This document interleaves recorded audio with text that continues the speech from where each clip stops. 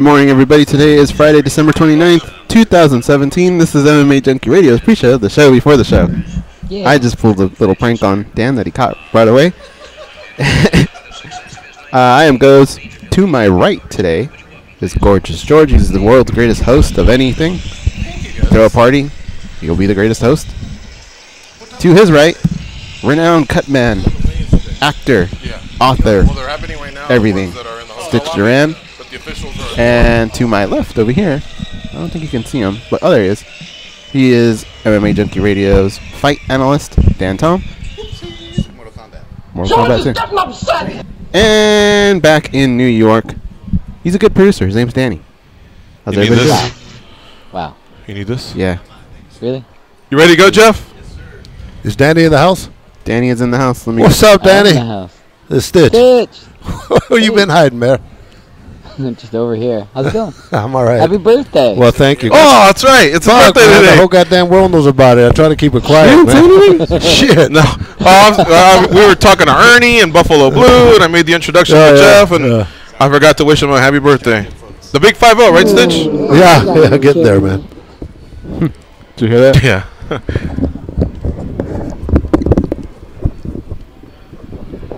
Yeah. So it's Stitch's birthday today, Jeff. Hey, happy birthday, sir! Again, one more time. So Benicia, huh? Benicia, yeah. There's a lot of people that haven't heard about it, but I think after about five years of living there. What's Benicia? It's exactly. It's you know where Vallejo is? Yeah. Oh, in Northern California. In Northern California. Oh, Benicia? Yeah. Isn't that by Vallejo? Exactly. Yeah, does that? Oh man, no, but yeah. I thought it was like. You went to the Rhino as a stripper last night or something like that. Yeah, it does sound like that. Bye, Felicia. Bye, Benicia. Exactly. No, but what do you call it? It was the former capital of California. Benicia? Yeah. Really? Yeah. I'll look you up. Are you sure? You should do it. Yeah. Dude, I've never heard of this. No, really. Benicia? I drive by on the freeway all the time, and it says former capital. I know you know college, man. You must have been hitting it. I don't know about Benicia. Let's see here. Yeah, check it out. Benicia, Cal. See, I was polite. I just said, I'm going to look you up. I usually tell people, I'm going to Google your ass. But let's see here. Benicia was... Hey, Goes. Yes? It's California's third capital. Georgetown, just a little tiny bit. He's a little bit louder than everybody else. Excuse me. How about that? So you grew up there? No, I grew up in San Francisco. Oh, okay. Yeah, Twin Peaks. Good. So I was actually born in the East I don't know. He's not talking. Virginia. Then spent a couple years in Manhattan, and then moved over to San Also, Francisco. Goes, did you get the email for the show today? President and CEO of Triumphant, right? That's what you prefer? Okay. I don't have access to... George, did you send Danny the thing? Coming up at 10. They're all in studio, but I'll send it, yeah. Stand by.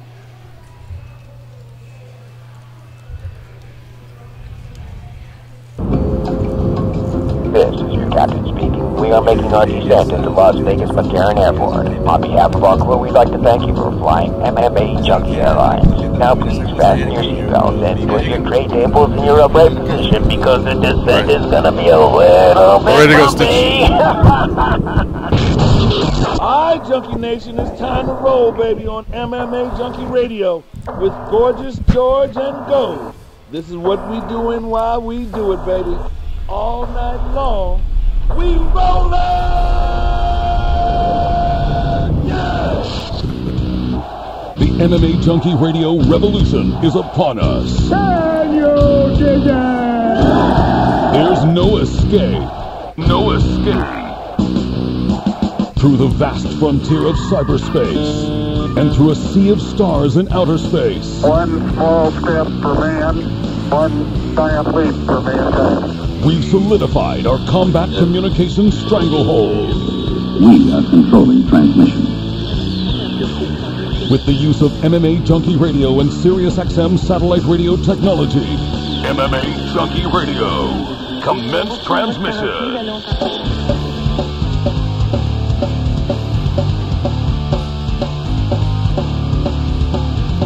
Live from MMA Junkie Radio HQ in the fight capital of the world, Las Vegas, Nevada. Here are your hosts, Gorgeous George and Go. From the fight capital of the world inside the beautiful Mandalay Bay Racing Sportsbook, You are listening to the MMA Junkie Radio Show, the only show that matters. I'm your host, Gorgeous George. With me, as always, is the devious and dastardly Goes. He's our ace co-host. Hovering around the show, you'll hear from him quite often today, is the fight analyst, Dan Tom. Back east, handling all our producing duties, it's Danny Otto, the world's greatest producer. He's back at the SiriusXM studios.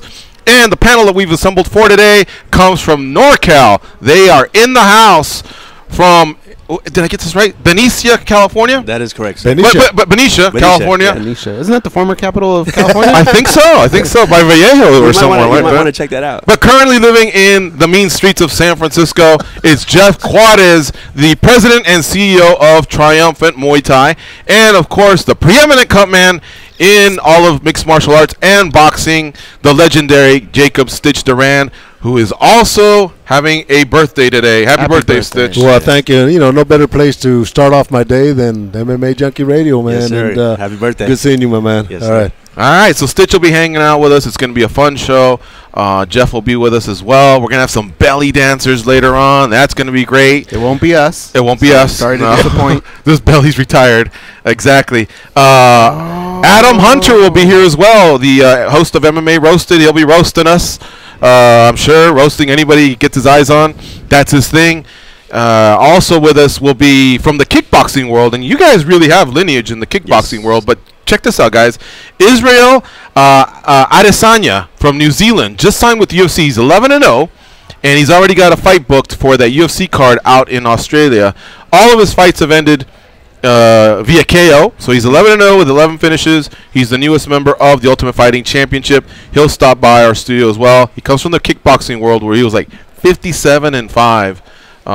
So he kind of reminds me of Michael Venom Page, the same way our listeners used to talk about MVP and how great he was. It sounds like this guy's same thing, pretty spectacular fighter. So he'll be in studio as well. It's going to be a fun show. And, of course, we'll preview UFC 219, which takes place on Saturday. At this moment, the fighters are weighing in, and we will give you updates as to who's making it and who isn't. I would say most of the eyes point towards Chris Cyborg, who in her past has had problems, but as of late has made it, and also Habib Nurmagomedov, who, if you'll recall, earlier this year did not make weight. In fact, he didn't even make it to the scale because he had problems. His body shut down, his kidney shut down, and that fight with Tony Ferguson was canceled. So this is the first time that he has gone through this process. But what we're hearing is he is on weight, and if he hasn't weighed in already, he will, and he will be on weight. So that's the good news, barring anything happening in the last half hour or so. In fact, I will be looking at the MMA Junkie page just to give you guys some updates, because I think a lot of them have already been on the stage. George, I can backtrack a little bit, and I'm going to give you an option. I could say something that's not going to make you happy. It's going to make your life miserable. Or I could shut up, but I have to be paid off. So I'm going to give you the option to either make me happy with things that make me happy, or I'm going to say something that you're not going to like. Say something I won't like. Really? Yeah. Man, Chipotle would have shut me up. All right, here we go. Well, you're easy. They already weighed in. Did you see that? Yeah, we just saw Chris. Okay. They all made weight. Great. Here's what's not going to make you happy. Okay. The last time the belly dancers were here, you made a bet with one of them. And if you lost that bet, you had to belly dance. Right. You lost that bet. I know. We already squashed that because they realized that I haven't been able to walk up until 2 weeks ago. You can still jiggle. Well, I saw you do the what's it called, the polo dance. Yeah. The pogo? The pogo dance. Yeah. I'll do the pogo for them if they want, but there's that's just the extent of it. Yeah. Yeah. All right. Imagine if I fall on one of them, though. I'll crush them. You know Wouldn't what I mean? you rather just given me a Chipotle meal and not have to deal with it at all? Dude, I've been hammered so bad in the past. I'm sure Adam's gonna roast me when he gets here. Yes. It ain't gonna get too much worse than that. Do you get roasted, Stitch, when you go to Adam's shows? Have you been? Yeah, in fact, I'll be there tonight, and he's kind of slammed me a little bit, but I think that kind of comes with the territory. So I didn't want to let him know it was my birthday, but I guess everybody knows. Yeah, everybody knows, and I try to keep it quiet. But yeah, Adam, you're a public figure, Stitch. Well, I know it, but I try to sometimes just keep things to myself. Oh, okay. I'm kind of low key when it comes to that, but the world knows about it, which is good. But no, Adam is he's great at what he does, man, and he invited all of us to the show. But what does he roast you about? Well, I can't remember. You look like Edward James Olmos. Yeah. Oh, I get that all the time, man. You know, so Santana. I was at Cardenas, in the Mexican market the other day. The lady says, "Ooh, yeah, you look familiar. You look like that guy, that actor." You know, and then the other guy that's bagging, he said, "Yeah, you look like that Cutman." That's who I am. Oh, wow, okay. You know, so and you got Geraldo and Santana as well, Santana, right? Yeah, you know. And but I guess that's not a bad thing. Yeah. So I'm sure he'll zero in on my big belly, but I'm used to those. Yeah. So I'm almost immune to those kind Maybe of. Maybe we ought to just mug him right now, man. So we should. We'll are you guys going tonight? I went Wednesday night, but I had a great time. Marlon Wayans showed up and did a special set. Oh, did he really? Yeah. So I got kind of like a 2-for-1 there. Yeah. Look at you, Adam Hunter, by the way, is a very famous comedian. He headlines all over the United States. He'll be here in studio. He is performing at the LA Comedy Club at the Stratosphere. 8 p.m. start time if you want to go down there and check it out. I mean, he is rapid fire. He's just clowning on the audience. He zeroes in on a lot of celebrities, but I would say the crux of it is, MMA athletes. He really tends to roast them a lot. So it's really a fun time. If anybody hasn't checked it out, looking for something to do, there's obviously the UFC official weigh-ins at the T-Mobile Arena at 4 p.m. I'm sure there might be a pre-party or two somewhere around town, but later on, right after dinner, head on down there and check it out. All right, so as Goes was getting ready to fry me a second ago, I took a peek, and everyone's already weighed in. This thing's supposed to take place from 9 a.m. to 11 a.m., but the fighters are starting to get the clue that the earlier you do it, I mean, if you weigh in at 9 a.m. versus your opponent at 11, you got a 2-hour jump on that guy or gal. And Cyborg, 145. Holm, 144. Barbosa, 155. Habib Nurmagomedov, 155.5.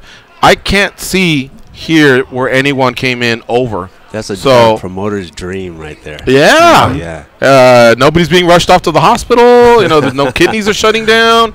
This is great. So we have a fight. We have a title fight, and then we have a co-main event with Barbosa and Nurmagomedov. Are you a big MMA fan as well, Geoff, or are you focused more on just the Muay Thai world? Well, way in the beginning, I started off, just because, like everyone else, a big fan of MMA. I even fought it a couple of times.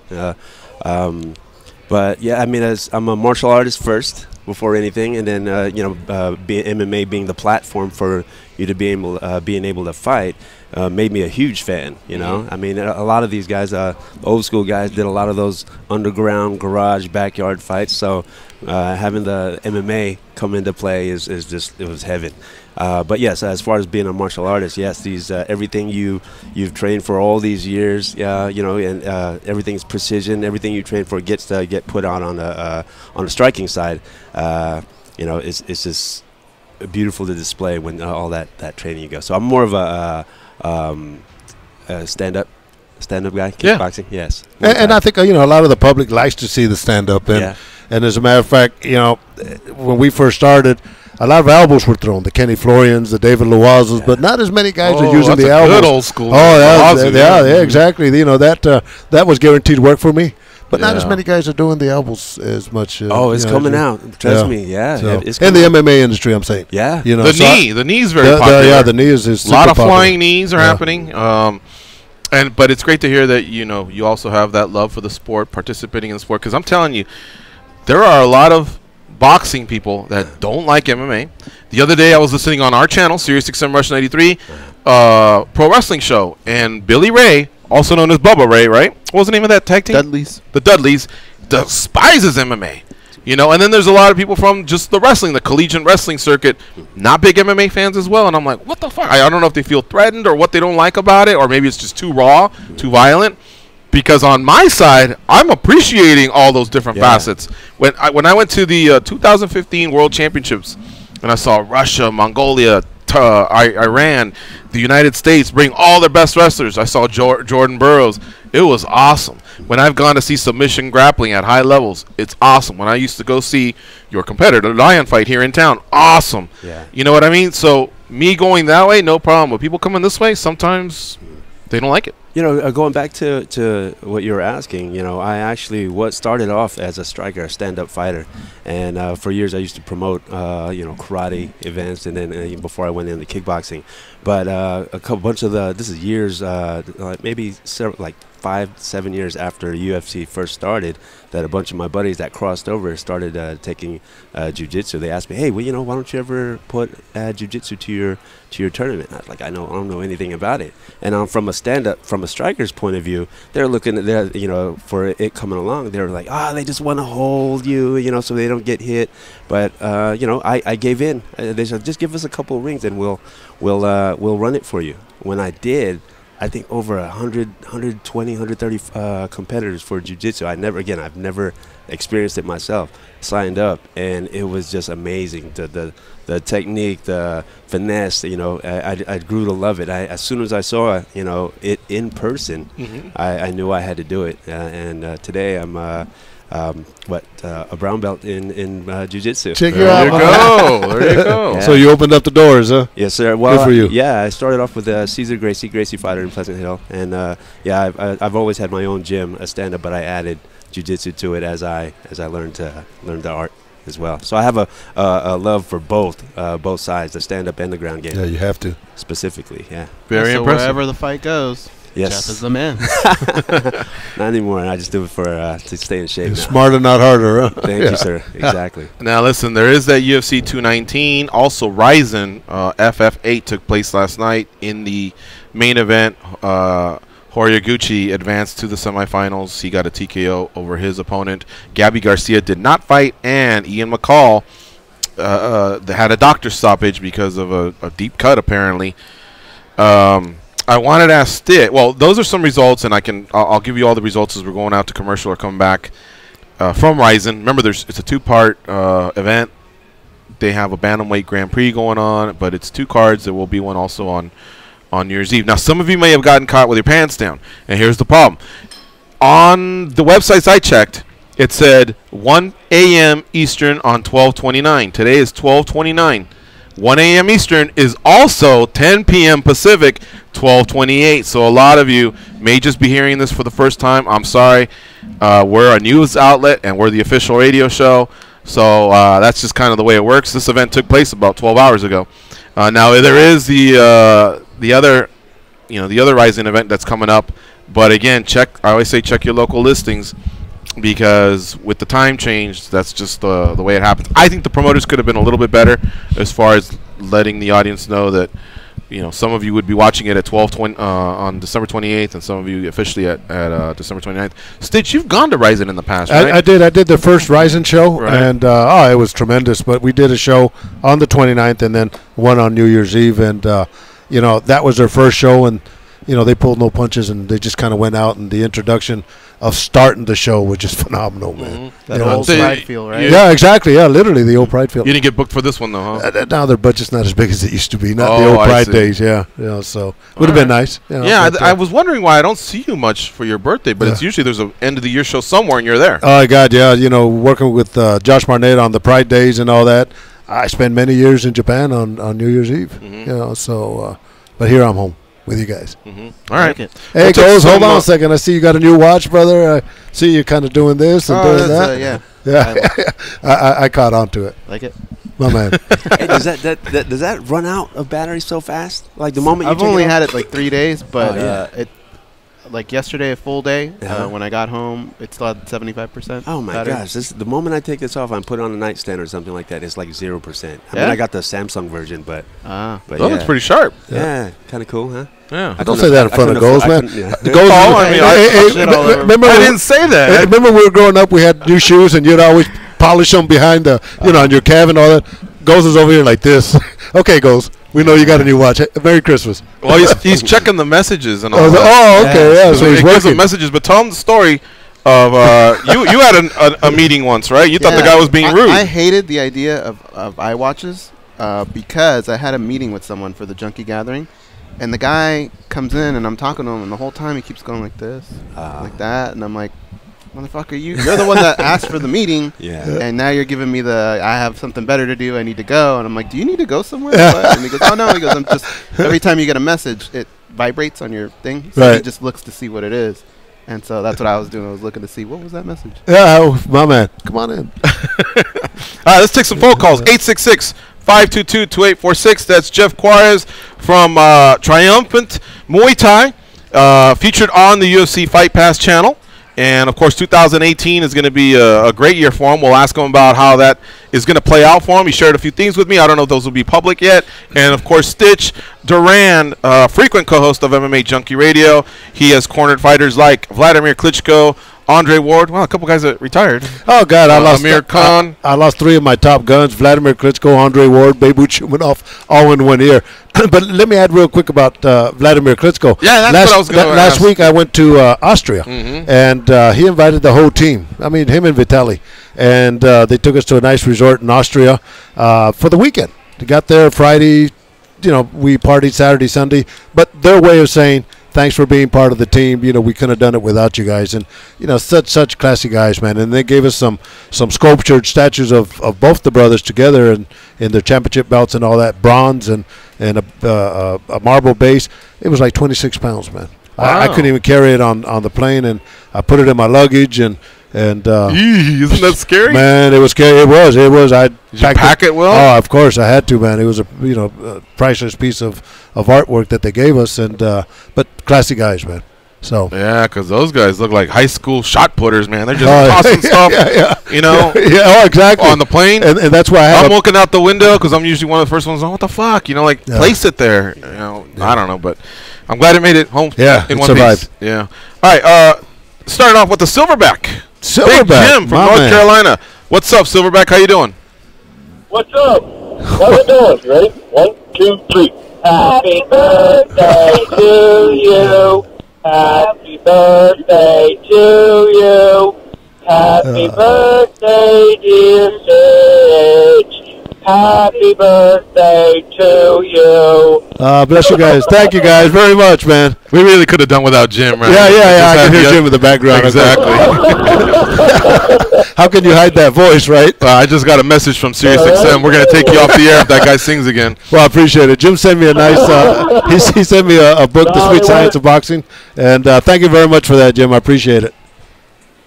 I hope you like it, because that guy really does delve into the history and gives his, what he sees and how he watches fights. And like I was telling George in a text one day, he's covering what, the leather helmet of boxing was coming into when they went to gloves. Okay.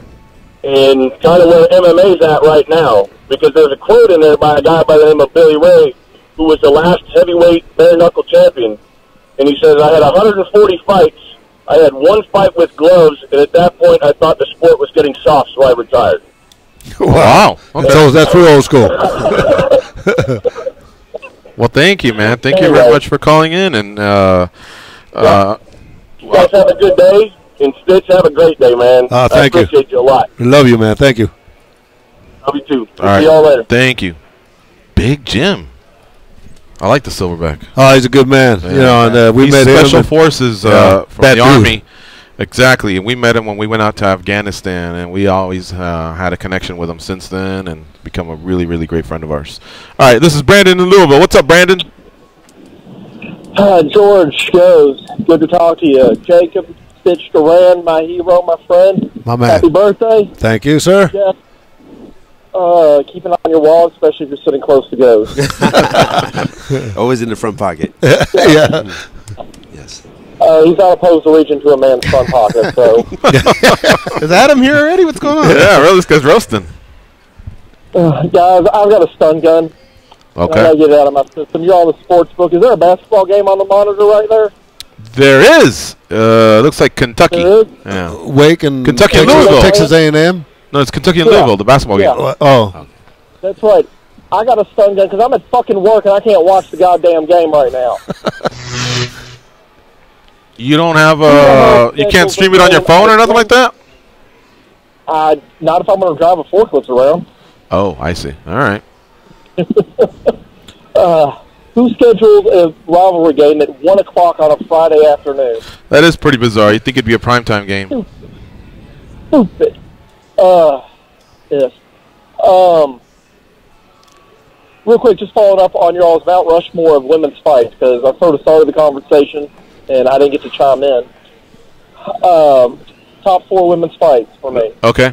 Now, are you going with the greatness of the fight, or are you going with the historical significance of the fight, or what's your criteria? These won't be the best fights of all time. These will be, I guess, the most impactful, the most meaningful in my mind. All right. Okay. Gina and Cyborg. Yes, I agree. The first. Okay. Ronda and Tate won. I guess Misha versus Ronda won. Let's put it in the correct order. So it was the first time that they put any major marketing push behind a women's fight. And that was in Strikeforce. Yeah, okay. That was in Strikeforce, yes, but they did it big for that one. I don't know if y'all remember, but the promotion behind it was just fantastic.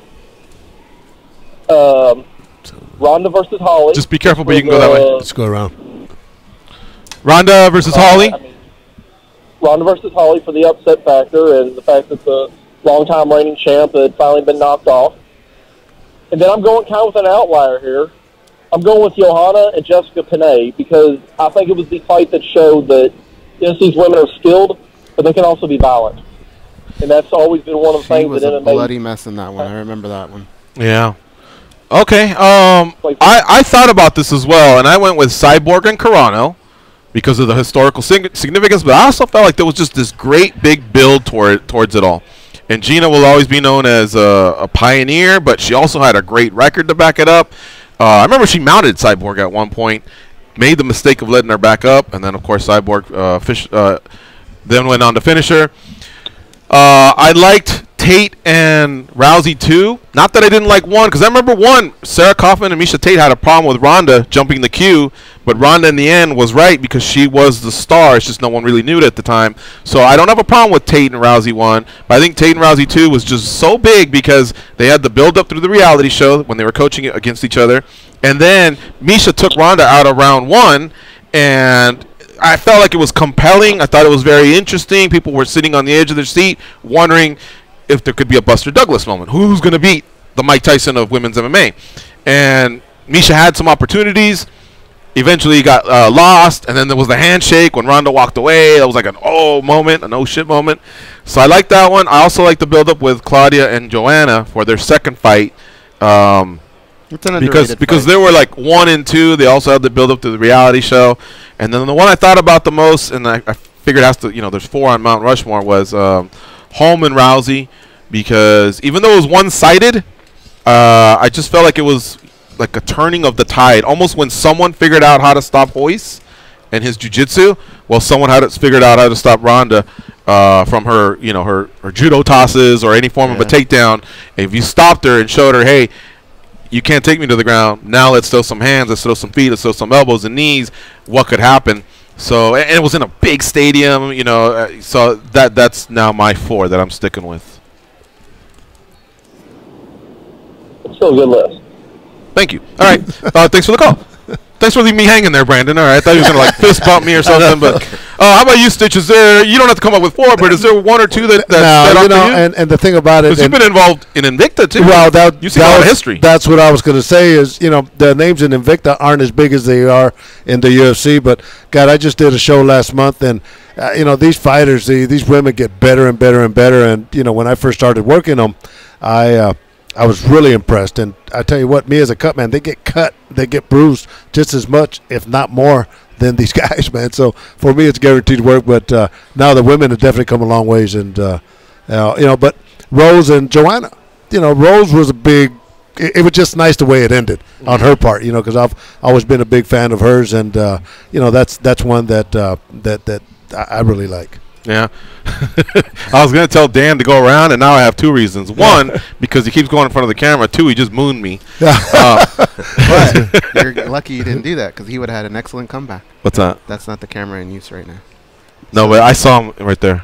I saw him cross in front right now. Yeah, but that's not the camera. Oh. I apologize, Dan. Well, no problem. Real quick, I have a buddy here from Seattle, JD here, that came to visit. Okay. And, I wear watches all the time. Sponsors give me watches. And last time we hooked up, man, he hooked me up with this one. Oh, yeah? And it is sharp. Yeah, it is sharp, man. So I want to thank you and welcome to Vegas, brother. JD from Seattle? From Seattle. All right. What's that hat, JD? Can you say it? Huh? Mariners. Okay. There we go. Sorry, I don't have my my. my best vision right now. Yeah, check that out. We'll get you hooked up, JD. Okay. Jeff, do you have any fights that stood out for you from the female side of things? I more so the actual names, because they're iconic to the sport. I would say, definitely Miesha Tate, Ronda, Rousey. One or two? Oh, what? I'm sorry? The first fight or the second fight? Actually, the second, because the first was too fast. It was too quick. She didn't get the time to really adjust or to learn, her style. But yeah, that and that Holly and Ronda fight was super. Like you were saying, the turning of the tides. Yeah, I mean, women's MMA is about 10 years old. Men's MMA is going on 25. Yeah. So we still have a lot of time before we can maybe. And a lot more fights. We'll have a lot bigger of a selection. So some of it is still significant, historical significance. And pretty soon we're just going to have some epic fights. Now, here's one that stands out. And I don't know if you had a chance to work it. I know Goes was with me when we saw it. But it's not MMA related. Do you remember when Urena Bars and Chris Cyborg fought? Yeah. That was a great fight, So now we're outside of MMA. They actually fought in Muay Thai. Right. But, Chris had a great showing for herself against the female fighter who's never lost. Is that the real tall girl? Yeah. Yes, at the Hard Rock, right? I believe so. Yes. Yeah. Yeah, that was a really, really great fight. And that's the last time Cyborg lost in combat sports. The last time she lost in MMA was her first fight. She started off 0-1. This was back in 2005. So she's 12 years undefeated in mixed martial arts, now 17-1.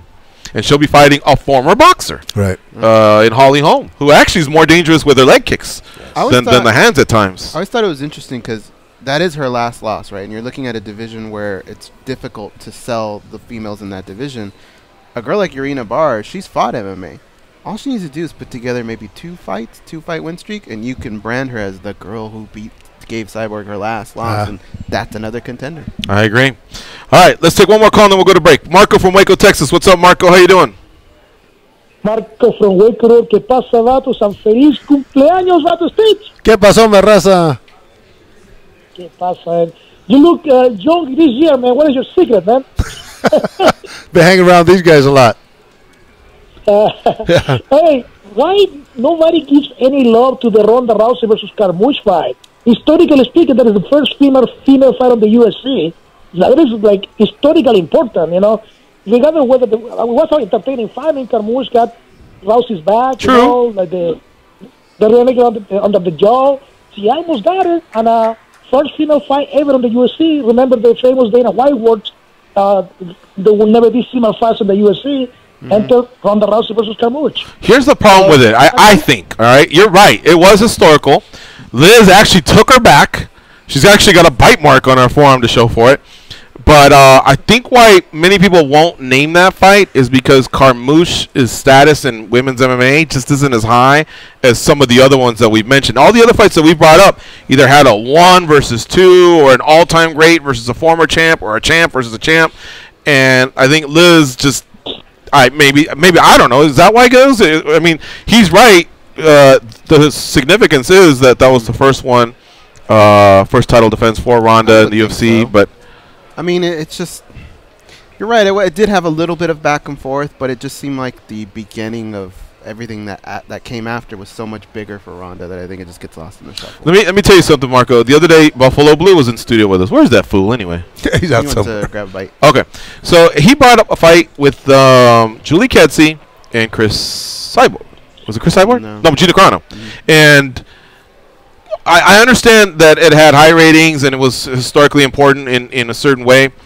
But for one, Kedzie's profile just, I guess, never reached the status of some of these other names. That's one thing. But we do this show 5 days a week, 2 hours a day, and we don't always cover women's MMA, but we do. But how often does that fight get brought up? Never. Hardly ever. How often does Carmouche and Ronda get brought up? Never. Only in the lead-up and when we came back to unpack the show, and that's it. So I think that's my best answer is it didn't leave that impression, that lasting impression for people where it was just talked about over and over. Whereas I remember clearly the Carano Cyborg buildup was big and the after effect was big and people still talk about it. And all the other fights that have been mentioned from all the panelists, same thing. I call that an honorable mention. Real quick, the last thing. Yesterday, this fighter, Don Bache, that just got fired from the UFC, had an epic interview on MMA Tonight with RJ Clifford and AJ Hawk. I mean, he threw some heat, man. But I don't agree with his point of view because the fact of the matter is that like the guy did lose 3 on a roll, and since he doesn't bring any value to the company, like he's not like a Matt Brown or a Donald Cerrone or a Andrei Arlovsky, he's not a name. I'm not surprised he got fired. I mean, the first time this guy ever came into my radar was yesterday on that interview. I said, oh yeah, you got some personality. Why didn't you show me that, 3 fights ago? So I would be paying attention to you, dude. Peace out, guys. All right, see you. Let's go to break. It's MMA Junkie Radio on Sirius XM Rush 93. And yeah, he's talking about Oluwalu Bamgbose, who went 1-4 in the UFC. He's 6-4 overall.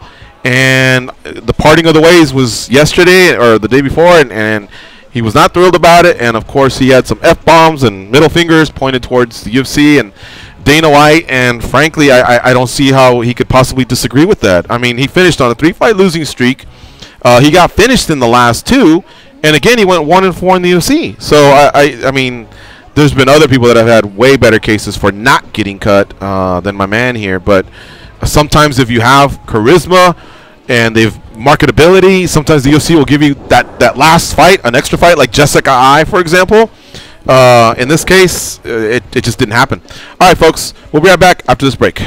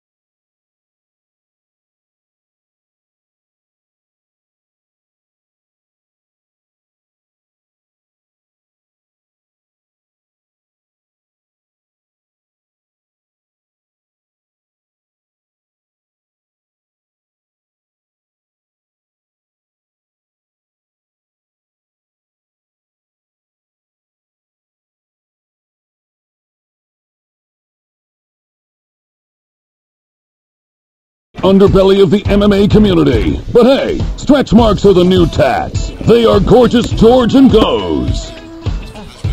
It's week 17 in fantasy football, and many league championships are still to be decided.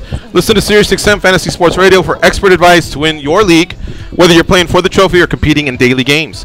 You can also call in and celebrate your fantasy football championship or cry about where it all went wrong.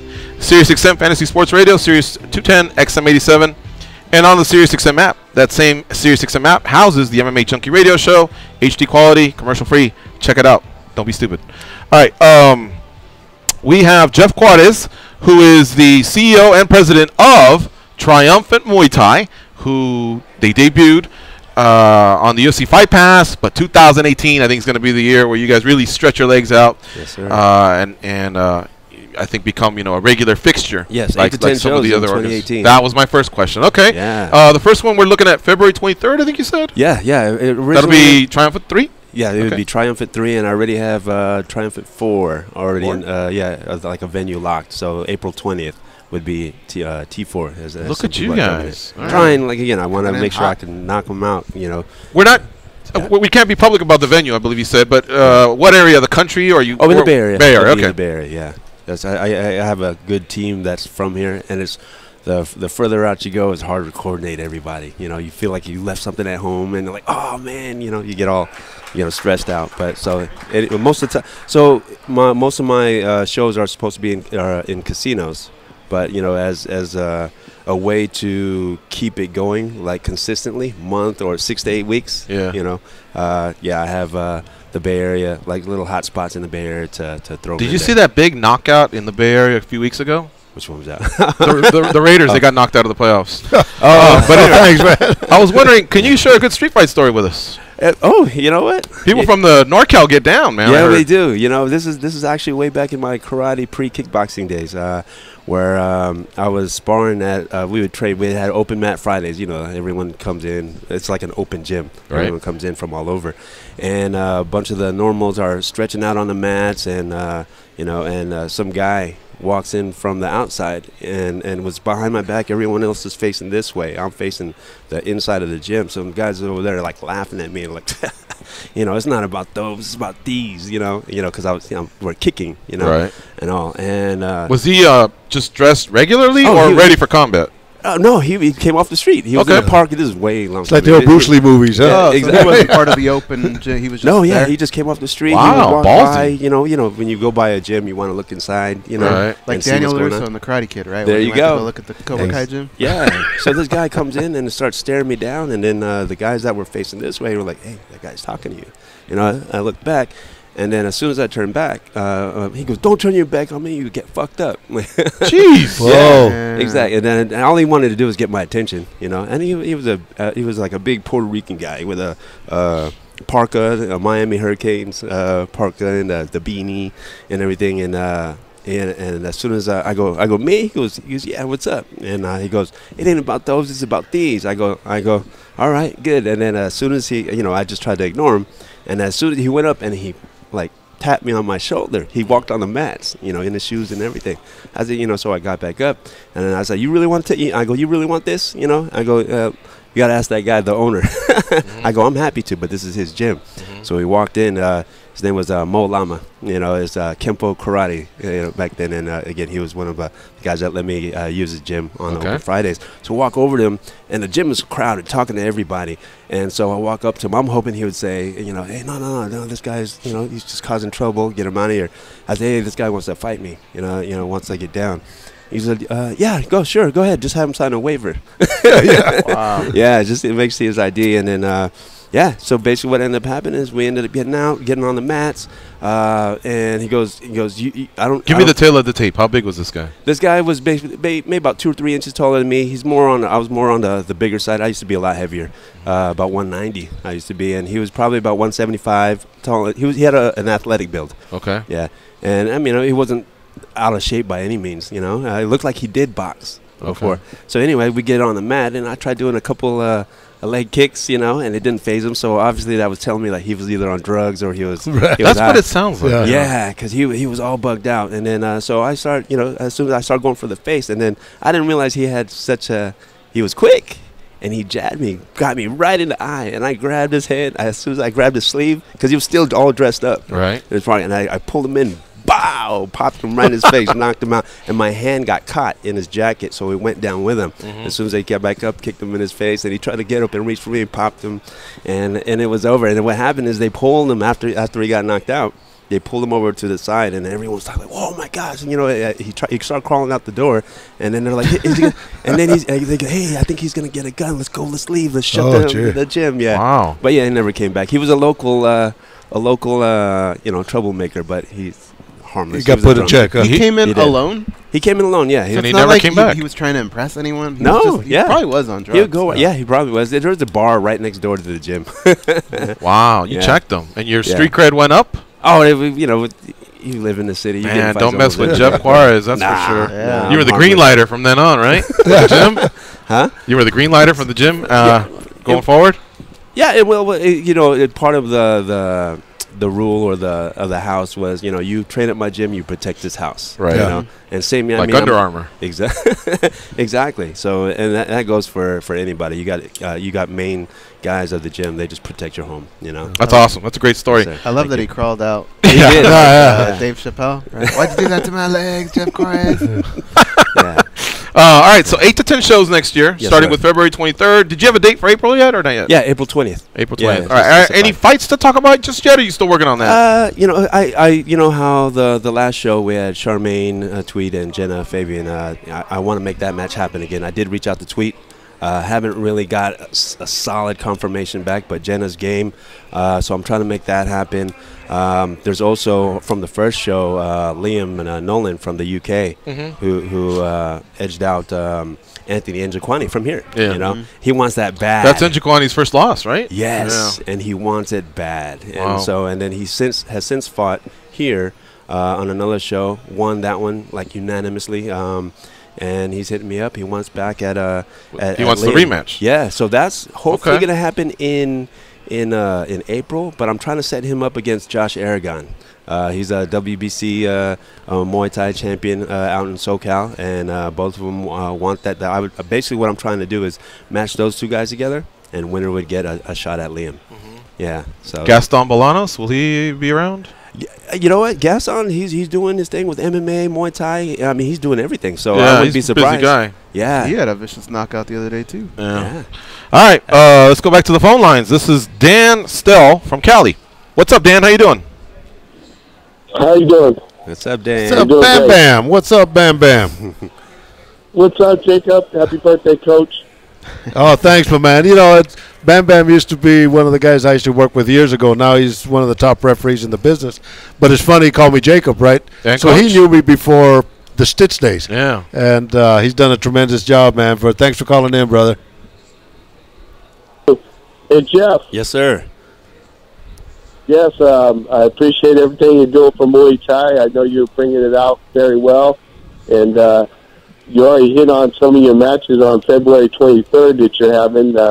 Yes, just sir. looking forward to keep refereeing your shows, and I appreciate everything you do with the fighters out there. Oh, my pleasure, and I'm thankful for you. You've been like an icon of all the sports, actually. MMA, Muay Thai, kickboxing, and boxing. I see you do. So what's safe to know is that not only are you just a referee, but you used to be part of the game. You used to fight too. So what better person to have refereeing an actual fight than someone who's already done it. That's a good point, Jeff, because there's a lot of controversy, especially in boxing, where you get these people that are non-boxing people that are judges or not so much even referees, but you have to be in the mix. Yes, sir. You have to understand not only the physical aspect of what these fighters are going through, but the mental aspect. Right. And Bam has been through it all, and he understands, and we're all here for the safety of the fighters, and Bam's one of the tops. And Frank Trigg's kind of going through Trigg,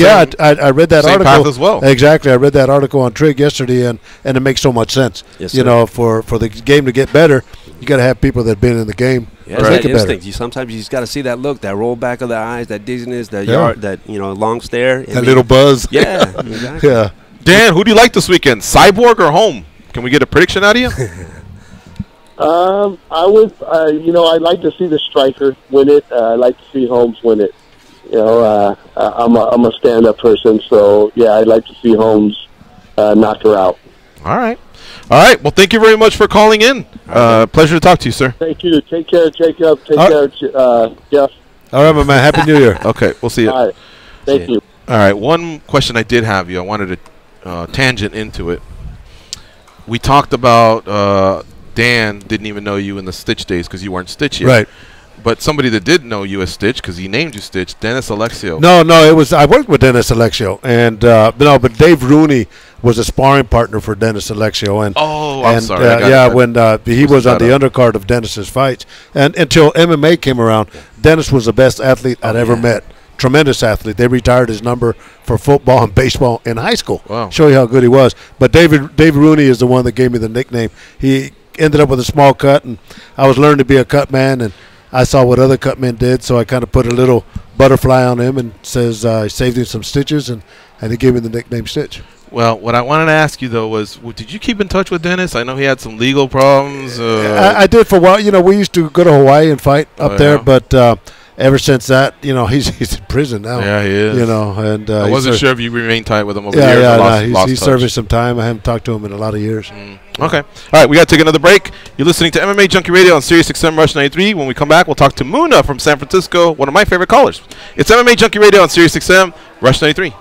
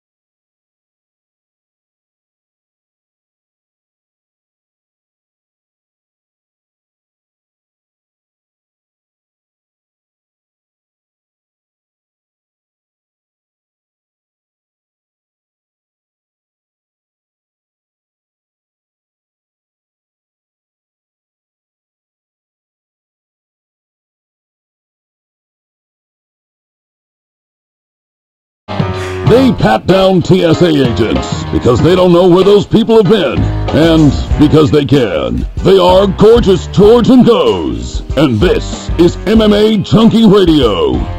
Start your day with SiriusXM. Enable the SiriusXM skill on your Amazon device. Then tell Alexa to set an alarm for your favorite channel, and you'll wake up to the sounds of SiriusXM. With SiriusXM and Alexa, you can get the latest sports news each morning without picking up your phone or turning on the TV. I wonder if the millennials are going, what, the TV? Oh, God. That's stupid. That you ever see that commercial by Apple where the girl's playing with her iPad? And they go, hey, is that your laptop? What are you doing on it? She goes, what's a laptop? Yeah. That bugs the shit out of me, man. It's the new generation, brother. You know what I mean? I know what a typewriter is. I don't use one, but I know what one is. I know what a house phone is. She just is oblivious to what a laptop is. Yeah, I saw a video with a little girl, though. Can openers, you put there and you turn. She couldn't open up a can. Oh, wow. I can top that. You know, there's a lot of kids that don't know how to fill out a return envelope, the address. Right. Like if you go old school and go mail this for me, Right. they wouldn't know how to do it because they haven't been taught some basic things in school. Yeah. You know, and that's just a simple one right there. Or even write out a check. Well, I mean, who does that? I get it, but still. Some people still do, and you should know that, you know. I just had something like that with my son, you know, with like having and my daughter too, like a debit card, and they're like, they asked me if I want checks, you know, do I, you know, so like, what do you mean check? What do I do? You know, how do I fill one out? You know, so all they do is use debit cards. Debit cards, or PayPal, wire it. Exactly. You know, So now there's this Bitcoin thing going on. One of our uncles used to check the other day Christmas shopping, and you should have seen everybody online. I'd say about 70% of them went. Yeah, yeah, it happens, man. All right, Muna from San Francisco. What's up, Muna? How you doing? Nothing much. Good morning, gentlemen. Stitch, Chef, everyone. Happy belated Merry Christmas. Thank you. You too. Good. I got three things. I'll be quick. To my fellow Hall of Famer Stitch, your daughter and son just announced this on Facebook, so I wanted to congratulate you for going to be a grandpa in 2018, so congratulations. Well, thanks for busting my chops, man. I was just going to make the announcement, brother. Yeah, I just got... No, it's all right. Yeah, Way to go, Muna. So let me add to that. Thank you, Muna. Things aren't going your way today. You wanted the birthday private. I fucked that up. Yeah, you fucked that up. We're going to make this announcement. Muna comes in. Exactly. And Carrie Anna from Bellator wished me a happy birthday. She's in Hawaii. That's Scott's right-hand person. And she goes, well, you know, do you want me to announce me? Oh, might as well go for it. You know, but Carla and homie invited us to dinner Christmas Eve, and they made the announcement. And, you know, they always do things in a different way. They had a nice bottle of apple cider, and the whole labels were changed, and everything was relation to them. And the waitress is pouring us this, and she's trying to give us hints that there's a baby coming, and how I didn't pick up on it. So, so I'm going to be a grandfather on Carla's side. So congratulations, Carla and homie, and Mooney, thanks for the break. I appreciate it. Nobody could have said it better than you. Sorry for spoiling it, but the video was great. Your wife, it took her a while to get a hit. I think the waitress was like, sparkling baby, and it finally, the light turned on. But I'm happy for you guys. It couldn't have happened to a greater family. Yeah, thank you. What's your second point? You want to tell us the ending of Star Wars, or what else you got? No. Well, second one was I want to apologize to you, Goes. Just a little background information. Goes and Blue were putting on the full court press to get me to Vegas today, so I could, wish Stitch a happy birthday in person. I'm like, no. Girlfriend's going to be pissed off. I'm going to stay one more day since I'm going to miss New Year's with her. Regardless, we got in a fight over nothing, so I probably should have just left. So I apologize, guys. Really? You were right. He's not coming this weekend? He is, but he was going to come a day earlier. But he stayed back to make the girlfriend happy, and then he got an argument with the girlfriend. Man, you guys are soft nowadays. I'm telling you, dude. Sometimes you got to check these girls, and they'll like you even more. Orale. Right? You still got time. Right. Get on that flight. Get on that Southwest. Watch the game with us tonight. I'm thinking about it, man. I'm thinking about it. Do it. What's the third thing? Hurry up. You got 10 seconds. All right, last thing, DMV sucks. So, that's pretty much what I got. So, all right, buddy. We'll see you tomorrow. All right. The DMV sucks. That's true. All right, folks. We're coming up in the second hour. This won't be the last you hear it, Jeff, but we're going to switch some spaces around. Adam Hunter from MMA Roasted will be here, as will Israel Adesanya. We'll be right back. It's MMA Junkie Radio on Sirius XM Rush 93.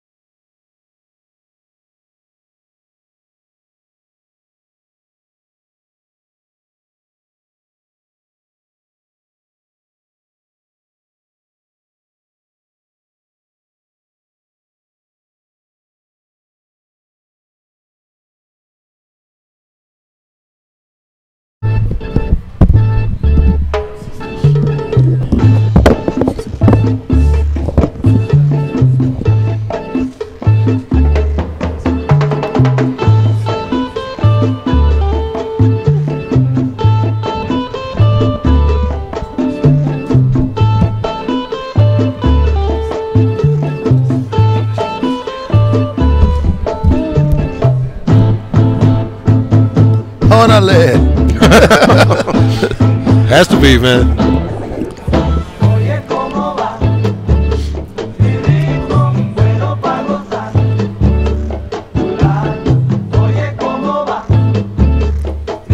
Stitch.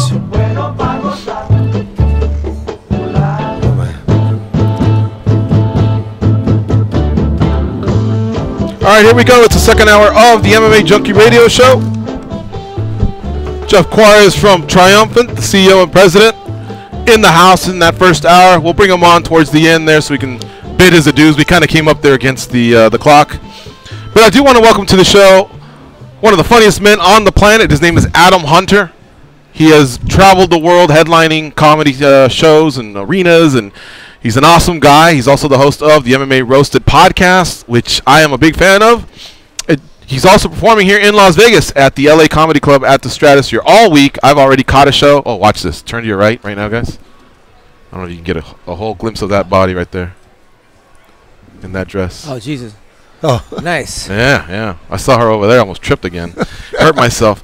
Adam will be performing all week through Sunday, right, Adam? Yes. At the LA Comedy Club at the Stratosphere. And I checked out the show the other day. John Wood was in the house that day. A couple other MMA fighters. Eric Spicely, Andrew Sanchez, Gil Martinez. So you'll run into a lot of people because it is fight week. But it is a great show. And then we also got an extra bonus. Marlon Wayans showed up. And I think that's kind of what tends to happen is the comedians just want to stay sharp. And you'll often get a surprise like that from time to time. But welcome back, Adam. Great to have you. Great to have you guys. Be here. Thank you, guys. Awesome, man. You lit it up the other day. It was a fun time, man. You're so talented. I'm really, really happy for all your success. And, of course, on the personal front, you got married, and now you're going to be a pops. Yes.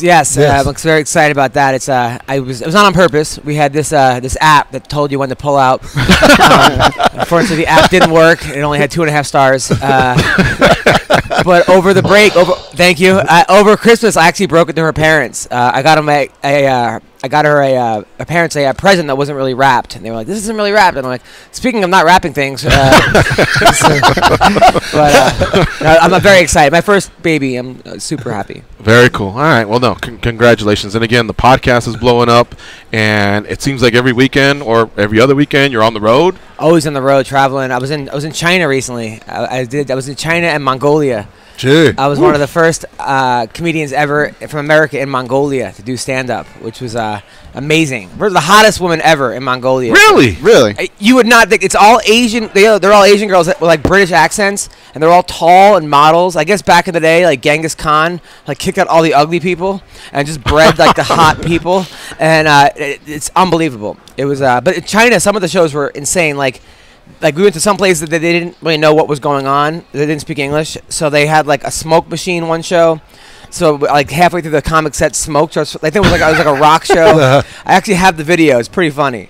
Did they have any form of translator? There were some translators, but some of them were like, the translators were kind of off a little bit. So that I would say like, okay, I want to hook up with the comedian to the translator, and they'd have to translate that. Like they didn't know what was going on. But the shows were great. It was actually how long were you out there? 3 weeks. 3 weeks. 3 weeks in China. Yeah, which was I was there, and then I was in Jordan, also doing comedy.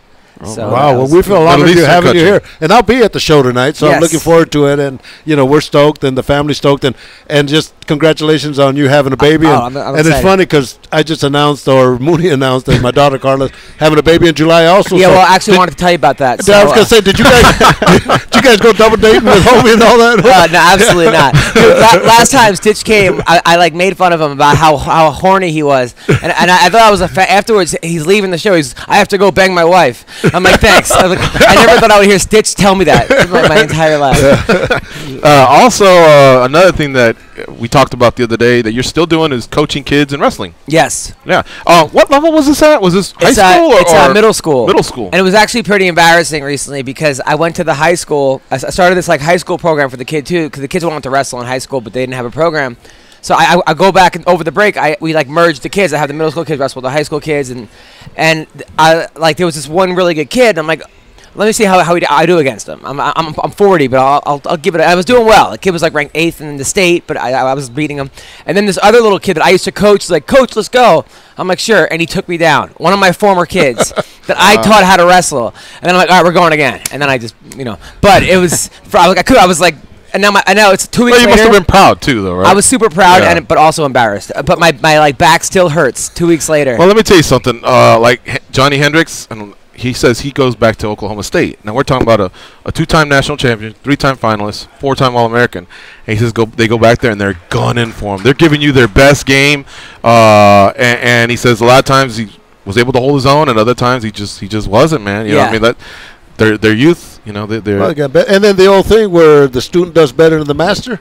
Then the master's done his job, right, Jeff? Yeah, absolutely. Right. 100. Good point. So that's a good point, right 100%. I'm so proud of these kids. Yeah. It's funny though. It's like middle school level. Like, so like there was our like first match. We've been practicing for 2 months, right? 2 months. We have our first match, and this little kid is walking to this match, and he goes, "Coach, what do I do?" I'm like, "What do you do? You're walking like now. You're asking me what we've been doing this for 2 months." Like Karate Kid, he didn't know the rules going in. No, but he was just like he just choked. But it was funny. Like there was one kid on my team who was crying every time, like crying. This is last year. Every practice, 6 times a day, just bawling because he was not scared, not really hurt, just kind of a soft kid. Put the mic up, please. Kind of a soft kid. So his first match, I go to the ref. I'm like, he's gonna cry in like 3 seconds. Okay, I'm just letting you know. We look over, he's already crying. Match hasn't started yet. And I'm like, so I gotta go over to him, like, hey man, just give it your best. Just try. If you win, you win. You lose, you lose. By the end of the season, he came second in the tournament. And then I started crying. And then my wife looks at me like, this is what makes you cry? Really? This? Like, you haven't cried in 2 years. And now this, but I was happy for No, him. that's awesome, man. That's a great story. So what was his deal? Did he not want to be there in the beginning and he just grew to love it, or what? His dad was making him wrestle because he was just, a lot of these kids, you know, Little it's not boy like story? that, but it's not like they were, like when I was a kid, like, there's so many more video games now, and kids don't do anything, and the moms baby the kids. So finally the father's like, we got to toughen these kids up. But, like, you have to do something, wrestle, football, something. So you have a lot of that. Yeah, if you go to the park, there's no kids out there, dude. That's a damn shame. Yeah. All right, Adam, what were your credentials as a wrestler? Weren't you a state wrestling champion in Maine or something like that? Yeah, in high school, I won the Class A New England's 4 years in a row. And then I won the All New Englands twice. And then I got confused because I was at your show, but then you kind of implied that you may have taken second or third. And I've always told people it was a state wrestling. Well, the joke was I took third, but I was homeschooled. And Grandma was a beast. But in real life, no, I actually you're the state champion. Yeah. Very cool. But not in college. I wrestled I got recruited D1, and I would have I got Hofstra gave me a scholarship, and I would have went with actually been on the same team as Baroni and Jay Haran. That was the year I went over there. But then I'm like, I'm gonna go D3. It'll be easier, and like I'll be able to have a life. And then I just got caught up, and like I was losing 20 pounds a week, and I wasn't starting, so I went below a weight class so that I could start. I was 134, but I was cutting from 150 every week in college. And then it just got to me, and I'm like, I don't want to do this anymore. I kind of got burned out. I don't know if you ever told Goes this, but what you told me was kind of funny. If you could share with him, you found the $100 that he gave you. Yes. So Goes came up. You lost him? No. Goes came up to me and was like, out of nowhere, he's like, hey, man, I want to give money to charity. Every year I give money to charity. Here's $100 to give to your wrestling thing. And I was like, I think I was drunk at the time, so I'm like, okay, yeah, thanks, man. You know. And then it was like 7 a.m. by the way. So it was at the fucking weigh-in. All right, fine, okay, but the story's better if I'm drunk. So then, like a year later, I like find those pants, and I'm like, oh shit, here's the $100. Like, so then like there was the angel and the devil. Like, do I give that to him, or like, hey man, I could, it's 5 lap dances. But I did. I was like, I give my athletic director. I'm like, oh, here's $100 to the team. And they're like, from who? I'm like, Goes. He's like, who the hell is Goes? I'm like, this little Mexican dude that I had to explain you. But it's super. That's a good description. Yeah, it was super nice of you to do that. So well, thank you. Part of it was I kind of thought maybe he would do something funny with it, so I figured out. No, it's worth the money, huh? Yeah. But I'm excited this year for wrestling. The kids they don't have singlets anymore. They could wear shorts and like cut off shirts. They changed the rules. Really? Kind of like submission grappling? Yeah. It's up to. It was up to me, the coach. I'm like, of course. I thought wrestlers were always proud of the singlet. Oh, only middle school. It's only the black kids. Oh. But most of the other kids are not very proud of what they got. Yeah. So it was. That was one of the things that kids didn't want to do it because of the singlets. Yeah. Hey, Adam. So a lot of fighters go to your shows, but like a guy you just mentioned, Jay Haran, it's hard to make that motherfucker laugh. Like, is there a particular fighter that you're very proud that you made crack a smile? Forrest Griffin said he was going to come and heckle me. He had blocked me on Twitter at that point and like was there to get mad at me. And I won him over, and then he became like my biggest supporter. So that was pretty cool. A lot of times, like, it's funny, like what comes out of the fighters. You know, I'll be like, "Who here likes it in the face?" or something, and then like a female fighter will raise her hand. I'm like, "Oh wow, I didn't realize that you were like that." You know, like so. Yeah, I mean, a lot of times, like I remember Tyron Woodley came right after the Rory McDonald fight when he lost, and he came late. I'm like, well, he didn't show up for that fight either. So he. How did he take that? He was laughing. He was actually pretty. And then actually, Matt Hughes and BJ Penn were at a show. I did for like the UFC Christmas party, like the UFC gym. And I was like, "Oh, Matt Hughes is here." Could we curse on this thing? Yeah. I go. Matt Hughes is here. Wow, I didn't recognize you without BJ's nuts in your mouth. Oh, and he texted me this long like, "Thank you for saying that." He was super happy about it. Most of the guys are really cool about it. Well, that was my question. Has anybody ever really been pissed off at you and let you know after the show? Or during the show? Usman, not Usman. Francis Ngannou came to a show with Misha Tate, and he didn't speak English that well. And I was like, "Oh, look at you! You come a long ways as being an Uber driver, you know." And then I was just kind of And afterwards, he came up to me, and he's like, "I didn't find you funny," and I'm like. And then he put me on like a head. He goes, "Just kidding," and put me in a headlock. And he was like, he was super that must have been terrifying. Yeah. Oh, that was. I was like, what came first, the headlock or the just kidding? I think it was at the same time, actually. Okay. But then he saw me at a fight. He goes, "You come here," and he was like, "Sit next to me." Like he wanted me to. He gave me the best seats. Yeah, He's super. Cool. But the only people, I mean, a couple fighters like John Jones got mad because I said Tim Boach is so white. Jones tried to snort him, and after that, Jones blocked me on Twitter. That's a cold shot. I'm telling you, man, this guy's an assassin. He shoot people down left and right. The assassin, I like that.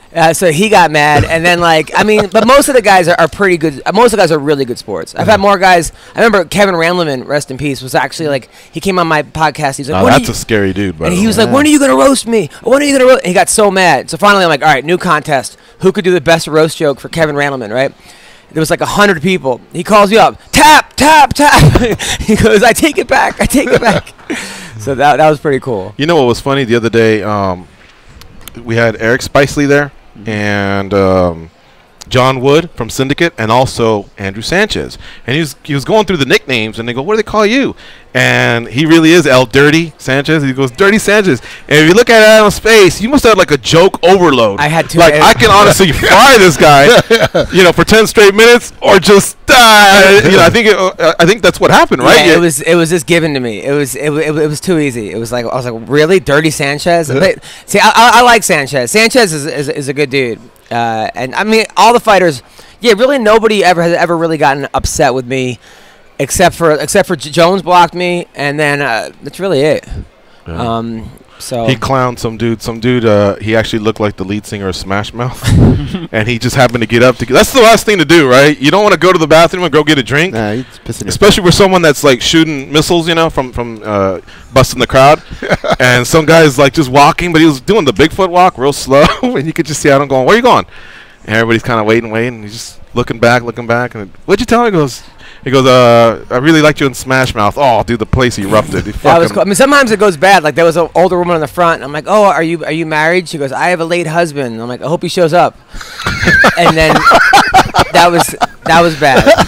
Is there ever anybody in the audience that somewhat intimidates you? And I'll give you an example. Remember one time Joe Rogan was here at the House of Blues, but Dana showed up. He was up top, and you could tell as Rogan was doing a set, he kept looking up, like to see, am I making him laugh? That sort of thing. Do you ever? All the time. Yeah? I mean, all the time. Yeah, absolutely. Especially if I really respect a person, or I've had like ex-girlfriends that broke up with me with their new boyfriends. I'm like, oh god. At your show? Yeah.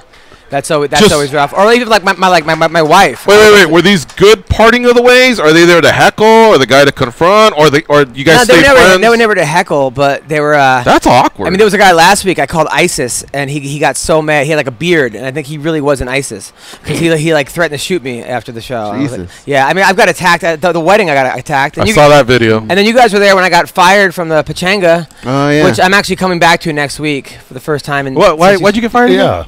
The waitress, I said like, give it up for the waitress. I'm trying to hit that after the show. It's a joke, Really, you pissed her off after the show more. Yeah. Nobody was there. I was like, I'm sorry for saying I was trying to have sex with you, and then she got even more. And I'm like, I don't want to. It was just bad. It was just bad. So yeah, there's. I mean, for every good. Mayhem was there that night. What about a guy that's just a little bit scary in that regard, where at one moment it can be like laughing, and the next moment you just never know. He one time punched me before a fight. I mean, before a comedy show. Like a real punch? Yeah. Well, like in the gut, joking or no? He came up to me. We were doing a show together. He was wanting to do comedy at the time. So I'm like, hey, Mayhem, I had a party, and I didn't invite him or something. Something happened. I forgot to invite him. He's like, you go to your party. So he gives me, like, a couple uppercuts, like, and I'm like, ha. And then he comes around for a hook and actually hit me. And then I had a huge bump on my head, and I got to go do comedy in, like, 3 minutes. And the bump just, it was like a cartoon bump where it just kept growing. And I'm like a hematoma? Yeah. Oh, wow. And I was like, bro, why did you just punch me? And he started crying. I'm like, you punch me and then you start crying?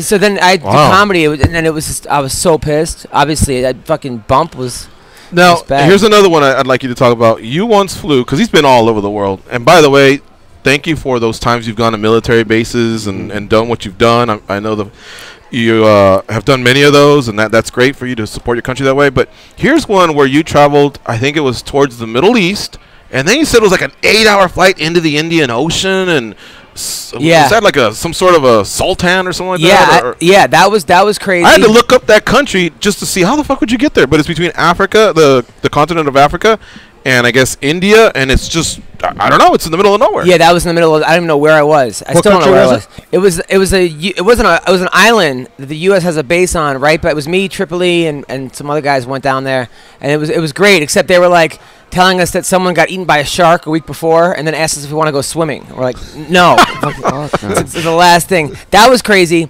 But then I forgot even what the name of that place was. And then I was in I'll look it up. I was in Seychelles Island. I did comedy and it was like the Prince of like Saudi Arabia was there, and he's in the back, and they flew us out there. Me and the guy Ahmed, and there was like a private show. The guy flies in entertainment every night. Different entertainment. Like we were there with the cast of 50 Shades of Grey, the musical. Like they were there. So we go there, and it's 80 hot women, like all like I think they were prostitutes, and the prince in the back, which we can't see, and we got to make him laugh, and everyone's dying laughing. And then at the end, they put us in the back. We're like, hey, we're gonna go party with the girls. Like, oh no, those are for the prince. And then they have a flat screen where we could see everyone dancing. And they usher us back to the other side of the resort where no one was there except for me and Ahmed. So that was. Was it by any chance Maldives? No, it was I forgot. I don't even know. Was it like some small plane? It was right where like that missing plane was in China. Remember that, like the missing plane? That they never found, so. Right? It was right. Like Malaysian Airlines? Yeah, it was right by there. It was right by there. Holy shit. Yeah, no, I see Reunion and Mauritius, but I guess I forgot the name of that place. It's going to bother me, though, the rest of the day. All right, who do you like this weekend, Holm or Cyborg? Man, I want Holm to win. It's hard to, like, root for Cyborg after she got with the steroids. It's because you wonder how many girls she beat, and why do you need steroids when you look like that? Like, I need steroids. She doesn't need fucking steroids, you know? But, so I think Cyborg's going to beat her because she's so physically more bigger than her. But then I think, like, Holm is, you know, Greg Jackson's girl and Winklejohn's girl. Like, that's their prodigy. Yeah. And they're smart. They're not, like, the last girls that, what's her name, beat Leslie Smith and Tanya, they didn't really have a great game plan. Whereas Holly's going to have a great game plan. She's a counterpuncher. Yeah.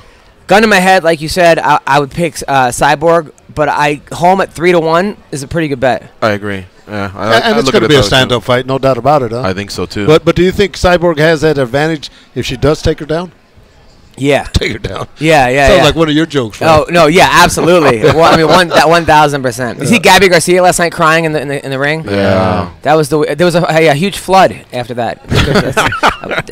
She came in 27 pounds heavy. Yes. And Ben Folk said if she had just come in 50 pounds heavier than her 53-year-old opponent, the fight would have happened. That's how crazy that was. Yeah. So she was already going to have a 50-pound weight advantage. That's how much the contract was for. And she abused it by coming in an extra 27 and a half. Wow. So the fight didn't happen. The 53-year-old pro wrestler was insulted, rightfully so. And yeah, the fight just never went down. But I can't believe, A, she'd agree to it. be that this? I guess it's.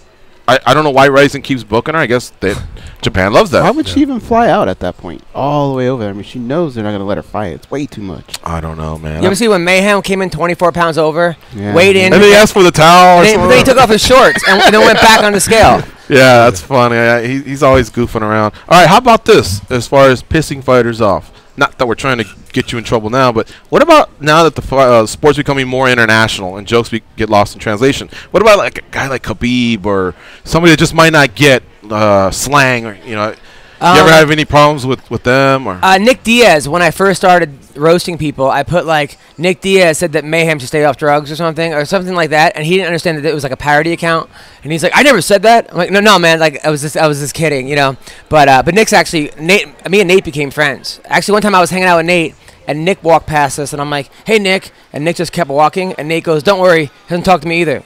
I'm like, I was like, thanks. But no, I never had anybody lost in translation. I think I've never had that. Do the fans put you on the spot and say, roast me? Like, I mean, it's an art to, like, write the joke and carve it out. And it's an honor to be roasted, too, right? I mean, in a sense, yeah. I mean, I learned to kind of what to do. Like, don't make fun of anyone after they get knocked out. Don't make fun of anyone after they lost. Like figure out how to make fun of people where the punchline isn't necessarily the person. I mean, I try to figure out a way to do it where it's not going to really piss off the person. And even that's like kind of a fine line. But I don't like to bully people. Like anybody that I think I could beat up, I don't roast. Like I'm not gonna roast Ariel Helwani's pretty sensitive, so I don't fuck with him. I don't fuck with the ring. Yeah, the ring girl, like Brittany Palmer, got mad because I said more fighters pulled out a 51 than Brittany Palmer. Oh boy. And then Jesus. You just had her on the show though. Yeah. We actually made up. Oh, okay. So that was cool. It took me 3 years to make up with her. Wow. Yeah, but that one is rough. What satisfies a person like that when you do make up? Like, what could you possibly say? I mean, you said it already. Like, my bad. Is that good enough? Yeah, I mean, I think as long as you kiss their ass a little as long as you roast everybody, I think people are happy. What satisfies Brittany Palmer? Probably a huge vibrator. But so, I'm not really sure. I mean, it's hard to take stuff back. That's hard also, and it's hard when I become friends with people. Like with Bisbing. Me and Bisbing came, like, I once, like, had a joke that Michael Bisbing said that, or Jimmy Manoa said that punching power is God-given, which is why Bisbing's an atheist, right? And then Bisbing got upset about that, but I don't fuck with, like, Bisbing's sensitive about his eye. I don't, like, fuck with his eye, Yeah. So if you did, what would you say? I would say before he won the championship, I said his eye's so bad he'll never see the title. But he actually did see the title. So and he's a great guy. Bisbing came to my comedy show at this little bar afterwards, stayed with me and put away chairs after he was the champion. And I'm like, to me that meant more than so much. Sometimes little things mean a lot, Do you roast boxers as well, or just kind of stick with MMA? MMA. I don't really know that many boxers. Yeah. I should have said other combat sports athletes. I'm kind of done with that stuff. I don't really follow football or baseball. Like, if I make a football joke, then everyone knows it. Like, stick to MMA, asshole. Like my fans will tell me what to write about. Because I think you could probably have a huge following if you were NFL roasted or something. Yeah, probably. But yeah, they're always doing something stupid, right? There's always a player saying or doing something dumb. Yeah. Well, yeah, that's true. There was a guy, J.P. Lawson. I remember him. He actually came to a show and then got mad at me. Who was he? Because he was the quarterback for the Buffalo Bills a long time ago, and I was like, "What do you do?" He's like, "I play football." I'm like, "What position?" Because I'm 6'6" and I'm white. What do you think? And I was like, "Bench." And then and then I put it in my act because I was like, he actually got kind of. He got mad. Yeah, he actually got kind of mad. Wow. He got mad. All right. So. The MMA Roasted podcast drops once a week, sometimes twice a week, and this week I believe I've already seen 3 or 4. Yeah, I was a busy guy. I was in town, and Kevin Lee was in town. But that's at the hard part. Also, Kevin Lee went on the show and called Michael Johnson a bitch, right? and then he called Edson Barboza a bitch, right? And it's hard because I know that's gonna, when you're promoting a show, that's what's we want to put, because people are going to click on that. Yeah. But then you tag Michael Johnson, and then Michael Johnson writes back "Fuck Kevin." Now they start fighting on my timeline, and I'm like, I don't want to take sides. That's the hard part. Is to not. I'm sure you guys know, but it's to not take sides. Right. That's the hardest part, especially when you like everyone involved. Like Colby Covington, another guy who I was friends with forever, and now it's hard to stand behind him because of the shit he's saying about Brazilians and this and that. It's like, ugh. Yeah. Well, like I said, you're a very talented guy. He's here all week in town at the LA Comedy Club at the Stratosphere. I was hearing the host say that it's really the only really true comedy club in Las Vegas. So if you want to watch high-level comedy, head down that way. I wasn't so sure because I remember George Wallace back in the day had some sort of a residency. So have people gotten away from residencies now, or what was he talking about? If you can be more specific. I think he was saying that, like, yeah, a lot of times comedy clubs become residencies. Like, oh yeah, you could see this person, but it's just that person. Whereas they book a lot of different comics. They book a lot of local guys. Okay. I like George Wallace. He's a good dude. He sure is. Yeah. He's the king of the mama jokes, right? Yeah, absolutely. Yeah, he actually at the Laugh Factory. I was working with him, and he calls them the dozens or something like that. Yeah, he just has that millions of mama jokes. He does. He's really, really good at those. I got him pretty good though. I said, Did you? I said your mom's vagina smells so bad. I went down on her, and the dog was like, "Don't eat that." I love it. All right, so you can follow Adam on Twitter at Adam Comedian, and of course he's got the MMA Roasted Twitter as well. Check out his website to see where he'll be performing next. But this week he is in Las Vegas through Sunday, 8 p.m. start time. Are you doing the 10 p.m. too, or just the 8? No, just the 8. Just the 8 Just o'clock. the 8, Yeah, okay. they have Butch Bradley, who's really, really funny during the 10 o'clock show. And and then next week I'm in Pachanga, and then San Diego, and then Seattle. There you have it. He's on iTunes. Subscribe. Leave him a comment. Leave him a rating. The 5 stars are the best. It helps us all with the algorithms. That's Adam Hunter, folks. All right, folks, we're going to take a break here. You're listening to MMA Junkie Radio on SiriusXM Rush 93. When we come back, we'll talk to the latest signing in the UFC, Israel Adesanya, who is 11-0 with 11 KOs, and he's debuting in Australia at the Perth show, the big pay-per-view that they have there. He'll be debuting there, and we'll talk to him about that when he comes back. We'll be right back.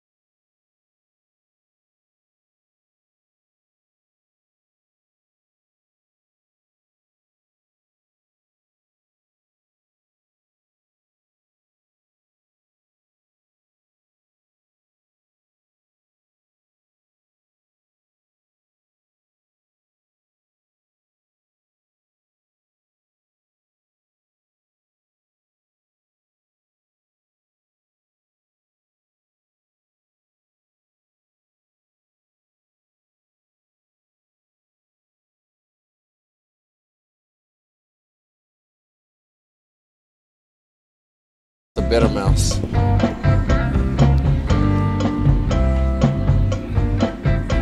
They can drink Mentos-flavored Diet Coke without their stomachs giving a single fuck. They are Gorgeous George and Goes. And this is MMA Junkie Radio. It's Week 17 in fantasy football, and many league championships are still to be decided. Listen to SiriusXM Fantasy Sports Radio for expert advice to win your league, whether you're playing for the trophy or competing in daily games. You can also call in and celebrate your fantasy football championship or cry about where it all went wrong. SiriusXM Fantasy Sports Radio, Sirius 210, XM87, and on the SiriusXM app. That SiriusXM app houses the MMA Junkie Radio Show, commercial-free and in HD quality, so check it out. Our next guest is one of the latest additions, maybe the latest addition to the Ultimate Fighting Championship. He just signed his contract. His name is Israel Adesanya, except we're going to call him Izzy. He fights out of New Zealand via Nigeria. He's 11-0 with 11 stoppages, and he brings a kickboxing record of 65-5 as well. So he is a human highlight reel in waiting. He will be debuting February 11th in Perth, Australia versus Rob Wilkinson. Welcome, Izzy, to the show. How you doing? I'm good. I'm good. All right, actually, can we have you bring that up? There you go. My bad. It's I think 75-4. Yeah, the 75-4. Yeah, they keep getting it wrong. Someone said 50-5. I'm like, where you get that from? No, I said 65-5. No. Oh no, someone else said 50-4 or something. I was like, nah, it's 75-4. But it doesn't matter. That's old news anyway. Do you remember something about every single fight? Nope. No? Like sometimes I'll meet guys and then I know you from somewhere. Like, oh yeah, we fought back in 2010. I'm like, yes, and then like from the archives, just flashback. I'm like, oh, that's right. No, that's what I was gonna say, because fighters are like pregnant women. They remember just about every moment of every round on what happened. You know, and to me, I understand that. You know, it's just some of it like after like maybe 30 fights, some of it just goes into the archives and it's just saved there. It never goes away, but it's just stored somewhere in the back. I'm savoring this moment, man, because I know you're going to be a star in the UFC. You know, we're going to be able to say we're one of the first to talk to you. We had this kind of luck with Conor McGregor because MMA Junkie was the exclusive partner of Cage Warriors back in the day. Oh, yeah. All Cage Warrior fights were on MMA Junkie. So we talked to Conor before he even came to the UFC, and we loved the way he talked and promoted himself, and he actually had researched our show and knew we were at the Mandalay Bay, said, I'm going to fight for a world title. And I'm going to show up to the Mandalay Bay, and he did, you know. So it was really, really cool. But it takes me back to that. I get a good feeling from watching you, you know, the skills that you've brought from kickboxing, the record you have in mixed martial arts. So I can't wait. And it's all going down here within the next 6 weeks or so. Yeah, in Perth, Australia. I think it's UFC 221, February 11th in Perth, Australia. And I've fought in Adelaide, Melbourne, and my main sponsor Engage is based in Perth, so everything just kind of lined up properly, and it was just set up like the stars were aligned to get this done, and I'm happy for it. Like the thing is he's calm as a cucumber. Well, he just signed the contract. He's 11-0, you know, but he's kind of like just watch. This ain't my first rodeo. And it's funny because Izzy sat down. You know, we start talking to him. I start talking to him, and I'm thinking, you know what? He sounds like a young John Jones. Everyone says that. Yeah, you know, and I'm looking at Jones. But then I'm looking at your body structure, and you're designed to be a kickboxer. When I first saw John, I think it was UFC 94, GSP versus BJ Penn 2, and he fought Stephan Bonner. And I was watching him and seeing the way he wrestled, and I was like, oh, because, you know, same body type and frame. Yeah. And I mean, I've looked at, he's been an inspiration, you know, coming up, but I'm not trying to be anyone else. I'm just trying to do me, you know, do you, boo-boo. But, yeah, I'm going to just keep the same energy, you know, do what I've always done, do the same thing, but just in a different cage. That's it. And that's a point, because you've had 80 fights, whatever. Yeah, almost 80 fights, over. You know, you're bringing that experience into the UFC, and mentality is a big game. It's part of the game, right? Yeah. Are you keeping that same one, or does Izzy ever change, or is that the same Izzy that Mom and Dad brought you up with? Nah, well, for me, coming up, I was never like this. Contrary to popular belief, I was like a runt back in high school or back as a kid, you know. And bullied, you know, being like the new kid in New Zealand, like one of the only few black kids, and I had to learn how to defend myself. So, especially with guys from New Zealand, exactly, yeah, you know, you got these big Modis and these Islanders, you know, they don't fuck around.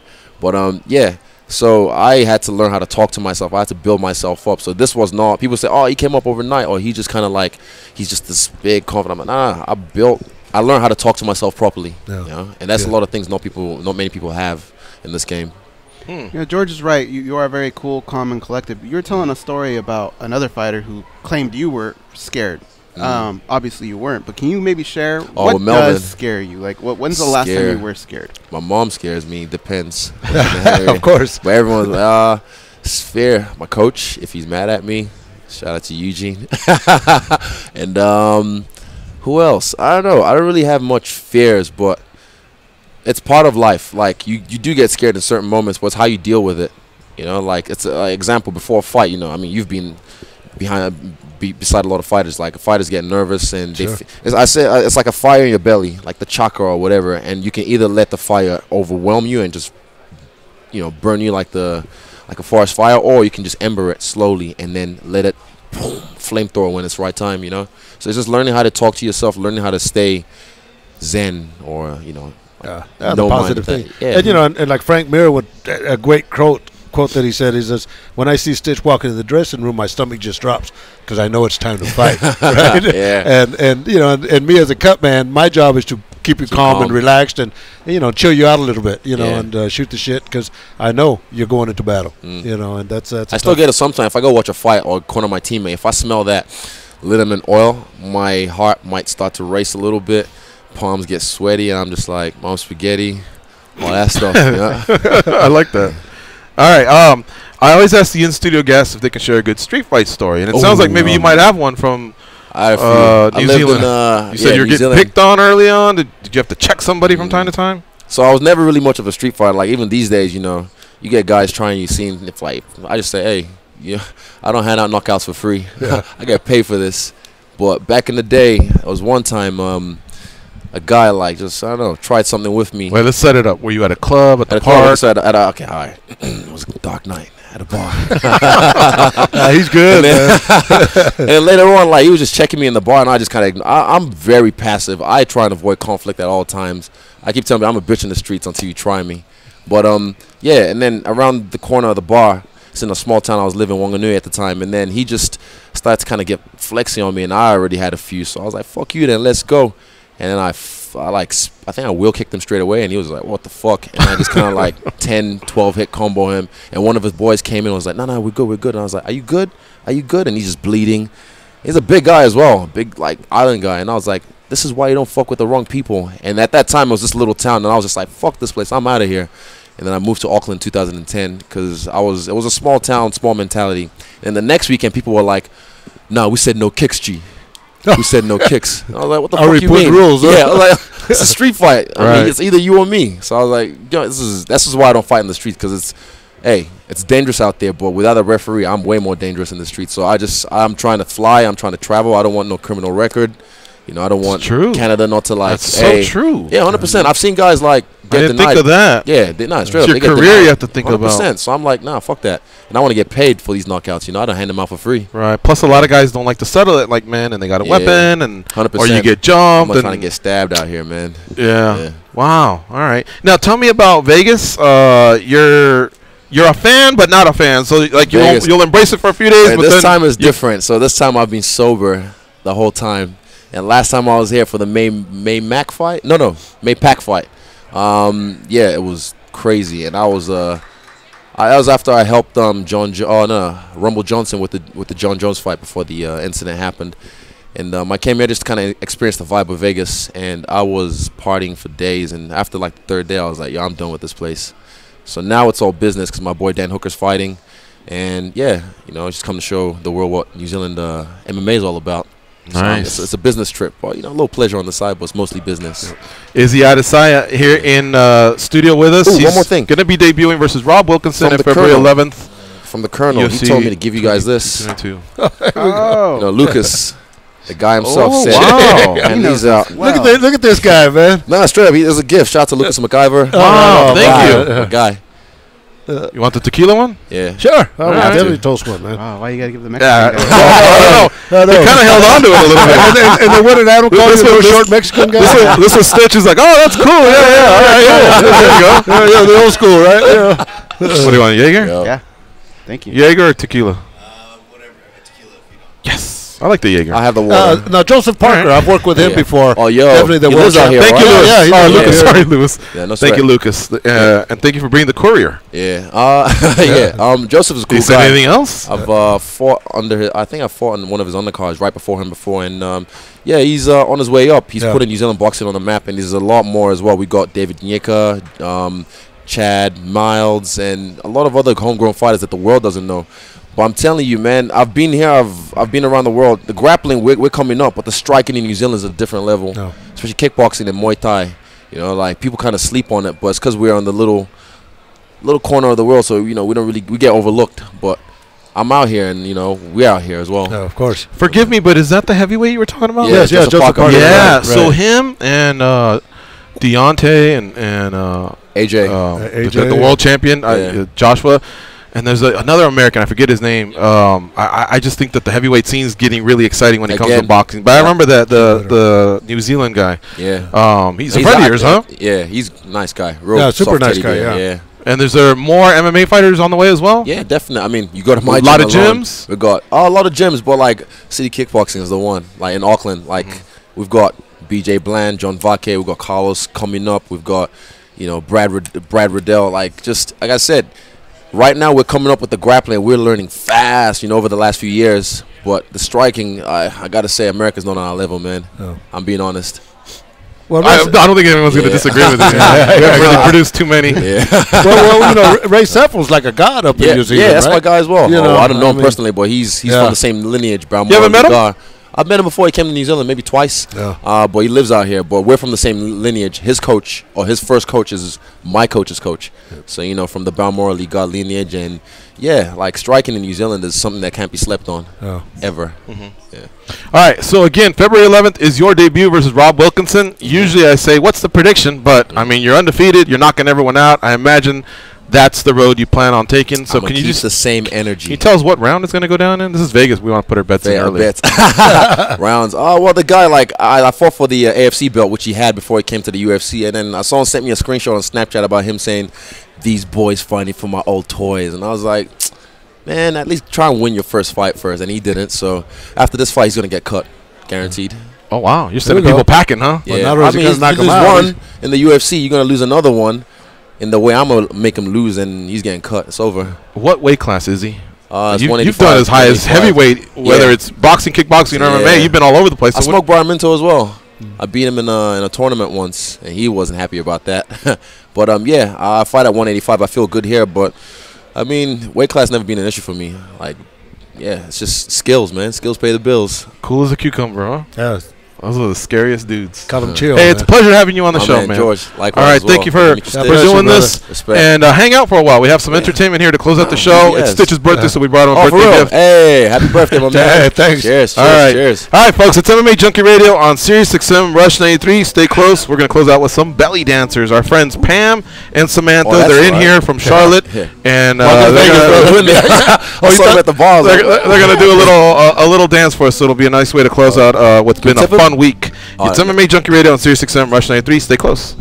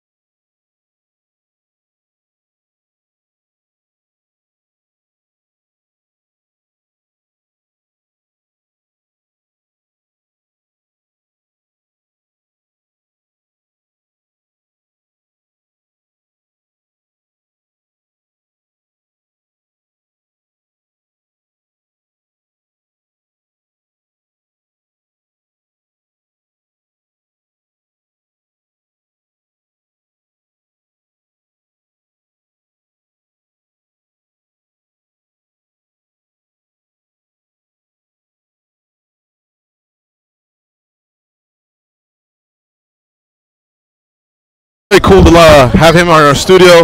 That was lined up by our good friend Lucas MacGyver from New Zealand. Yeah. All right, folks, so we're going to close out with some friends of ours from North Carolina. We're going to do some belly dancing. They were here before, and they're here again. And we can't wait to see part 2. I've been telling Stitch all about it. Yeah. Oh, thank you. Muchas gracias. Some tamales as well. But I want to thank all of our guests from the week, which includes Kevin Lee. He was here in studio with us. Yancy Medeiros also stopped by. Chris Cyborg was on our show. James Vick. Of course, the legendary Stitch Duran. Geoff Quares. She's going to hurt herself. The promoter for Triumphant, Adam Hunter, comedian extraordinaire, and of course Israel Adesanya. All right, so I will be talking you guys through because it is radio, but for those of you that are watching on the video, you're in for a treat because these are professional belly dancers, and they're out of North Carolina. It's Samantha and Pam, and they've done this before, and we had a great time, and they're back for another round. So let us know, ladies, what are we doing for the music? How are we queuing that up? Oh, you did? No. You sent it to me? How did you send it? Be careful there. Oh, you texted it to me. Okay. So, Danny, I'm going to send something to you. Let's see. Ah, there it is. Okay. So, I'm going to send this to Danny. Danny, can you play something from YouTube or no? I can try. Okay. I'm going to send you the link right now. Email it And to me. Don't text it to me. email it to you? All right. Sorry about that, buddy. I'll email it to you. That's right. She did send this, and I'm so overwhelmed here on 5 weeks. Hey, George? Yeah. You want to take... Oh, crap. We had Dan in Oregon, but I guess he just dropped off. I was going to say, you want to take him while I'm curious? Yeah. He's gone. Dan He's gone. lost. All right. All right. I sent it to you, Danny. So I guess when you're ready, you'll let me know, and then I'll give the ladies a signal. Hang on a second. Hang on. If you're watching on YouTube, there's always your option on Facebook.com official MMA Junkie, and if you're watching on Facebook, you always have the option of YouTube.com/MMA Junkie video. Also, thank you to the teddy bears that were dropped off. We will pass those on to Cyborg Nation. Chris Cyborg and her team will be here to pick them up after the fight, and they'll deliver those to the Sunrise Children's Hospital. All right, so how can they hear it, though? That's the problem, is they can't hear it. The music? Yeah. I played it on my phone. Sorry, that's all right, this is great. Great radio. All right, so let me play it on my phone.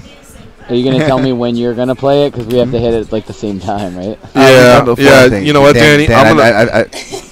I've seen you on Twitter. I'm going to play it here. I see you in person. Thanks for coming in. And you can play it however you want, and just play it low. I'll be talking through this. The connection is not private. Great. Guys, can you try it on your phone? This is fucking a catastrophe. Hold on a second. Stand by, ladies and gentlemen. Why won't this play? Oh, I know why. Buy them some time. Well, to warm up the audience, last show of the year. Dan will be fighting a bear, an imaginary bear, and after that, Stitch and Goes will be having a. There we go. There we go. All right, the music's on. And I'm going to take my headphone out. All right, there you go. It's Pam and Samantha from North Carolina. This is awesome. And the outfits are colorful, aren't they? I mean, they really, really went out. What outfits? They really went all out. We got the color blue and beige by Pamela, and Samantha King Strong with the brown. By the way, Samantha's a blue belt now in Jiu-Jitsu. Oh, not yet? Oh, I'm sorry. 2 stripes on her belt. Oh, my bad. Okay. And look at Cyborg Nation hanging out. Buffalo Blue hanging out in the back. Look at Izzy. Izzy, the newest. Izzy Adesanya. He's getting his peak on. Adam Hunter was here. Marvin from the 1923 bar. He's hanging out. He's in the house. Randy, the site coordinator. Geoff Quares from Triumphant Muay Thai. All enjoying the show. I like it. This is awesome. So again, if you're listening to this, it's all available at facebook.com/MMA official MMA Junkie or youtube.com/MMA Junkie video. We will take you all the way to the end of the show here with this music. But again, thank you all for your support. And don't forget that the channel has a lot of other content headed your way, including the Luke Thomas Show. And I'm talking about not just today, but at all times. The Luke Thomas Show, Busted Open, professional wrestling show. MMA Tonight had a great debut in 2017. So I expect more of that in 2018, because this is technically our last show of the year. By the way, we'll be off on the 1st. We will be back on the 2nd. Danny, what kind of content do we have for the people? For the 1st, we actually are going to be replaying the our pre-made content where you guys went through the best fights of 2017. There you go, folks. Now these ladies are putting in work. I mean, this is not easy. Hey, where'd you get that? Well, all of a sudden, what are you, Randy Couture? You wearing a scarf now? There you go. And some tamales, too. Yeah, that's a nice birthday, huh? All right, there you go. You never know. This is the last show of the year, yeah. We're going out strong, though, right?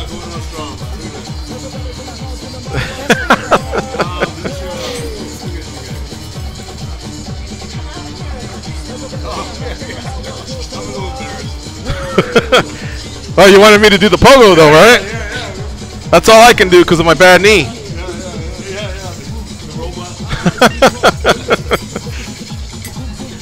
Very, very cool. Pam and Samantha from North Carolina. Folks, remember to keep it locked on MMA Junkie throughout the week. We have writers and videographers in town to give you the best coverage. As Chris Cyborg, -400, defends against Holly Holm, +310. That's Saturday night. Habib Nurmagomedov versus Edson Barbosa in the co-main event as well. So it's a great card. It's a pay-per-view. Buy it. Great way to end the year. On behalf of MMA Junkie, thank you for a strong 2017. Your support really means a lot to us. And we can't wait for 2018. We're going to continue to bring you the best MMA coverage on the planet, not just our website, but our radio show. So I am going to sign off here on behalf of Danny from New York, our producer, a.k.a. Danny Otto, and, of course, the great Stitch Duran, who came in studio with us. Happy birthday again, Stitch. Tom, catch his work on MMA Junkie's front page. He's our fight analyst. And, of course, the Goes, our producer. I am George. Have yourselves a nice day, and a big shout out and thank you again to Pam and Samantha from North Carolina as we leave you here in 2017. That was great, ladies. Thank you very much.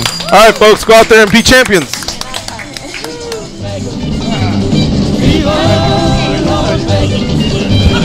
Viva Las Vegas.